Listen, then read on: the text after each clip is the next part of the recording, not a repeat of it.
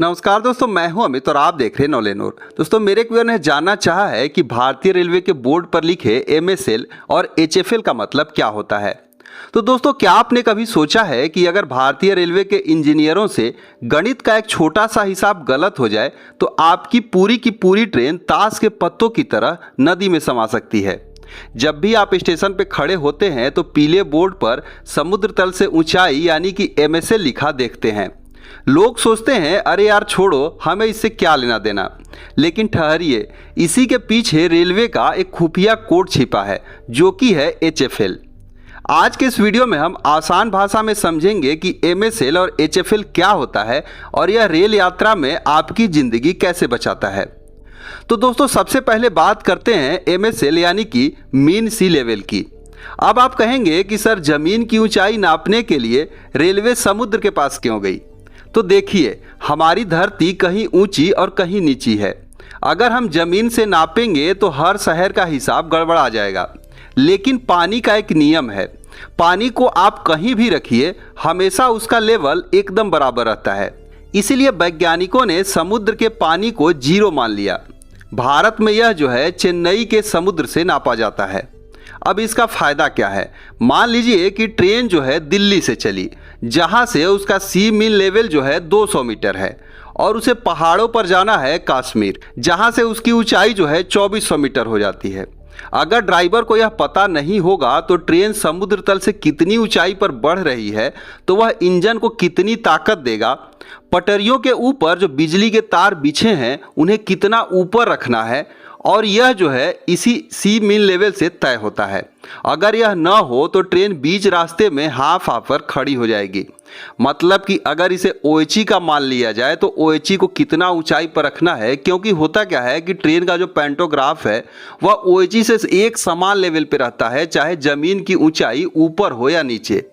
तो इस प्रकार से अगर जमीन की ऊंचाई ऊपर और नीचे हो रही होगी तो यही सी मीन लेवल जो है उनको बताता है कि कितने फीट पे रखना है कि ओएचई की जो हाइट है एक बराबर रहे, इंजन में कितनी ताकत लगानी पड़ेगी, कहां पर ग्रेडियंट है जिसके चलते बैंकर लोग को लगाना पड़ेगा।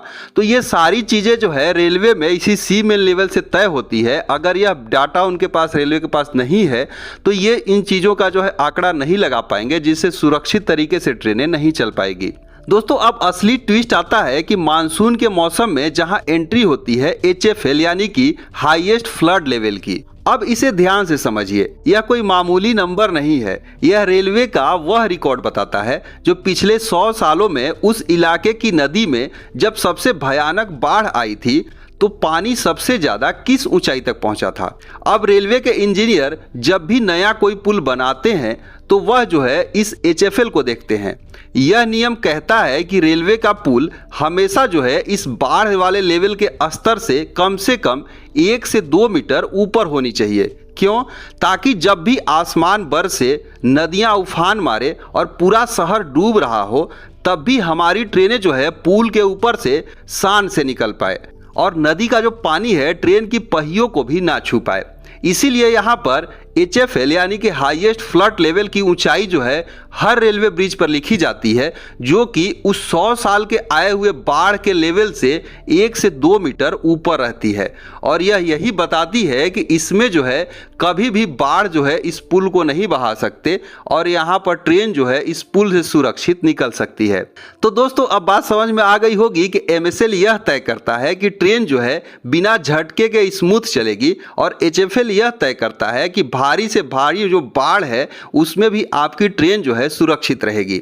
ये दो शब्द भारतीय रेलवे के वो अदृश्य गार्ड हैं जो 24 घंटे हमारी रक्षा करते हैं। तो दोस्तों, कमेंट करके बताइए कि क्या आपको इससे पहले एचएफएल और एमएसएल का असली कनेक्शन पता था?